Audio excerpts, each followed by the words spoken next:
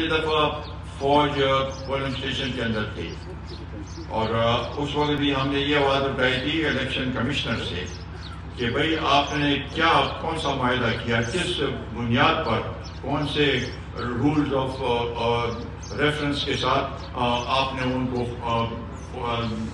Polling station के अंदर उनको दाखिल किया। बहरहाल इस दफा फौज पोलिंग स्टेशन के अंदर नहीं होगी। अभी ज्यादा से ज्यादा जो लॉ एंड ऑर्डर के लिए जो फोर्सेस है उसमें पुलिस है, एफसी है, फ्रंटियर कंस्टेबलरी और फ्रंटियर फोर्स वो सर अंजाम देंगे। फौज जो है वो रिजर्व में होगी उस लिहाज से। तो हम समझते हैं क्योंकि पिछली दफा भी बहुत से लोगों ने वोट इस लिहाज से नहीं डाला क्योंकि फौज तो इलेक्शन के लिए ट्रेन नहीं है और पोलिंग स्टेशन के अंदर जब फौजी होगा तो वो अपनी अगर चलाएगा तो फिर तो इलेक्शन उस लिहाज से लोगों को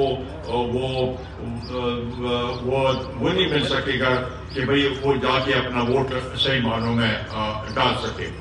जहां तक इस बात की वो है कि कौन कोई अपने आप को वजीर आला, बहुत से लोग कह रहे हैं कि हम वजीर आला बनेंगे, तो अभी देखेंगे वो तो अवाम पे है। अवाम किसको वोट देती है, किसकी अक्सरियत आती है, तो उसके बाद वो तो दूसरा मरहला है और वो तो देखी जाएगी।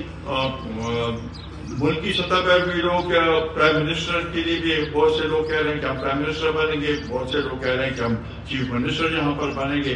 वो तो अवाम की मर्जी है, अवाम जिसको मुंतखब करेगी, ज्यादा तादाद में जिसके मेंबर्स आएंगे वही बनेगा।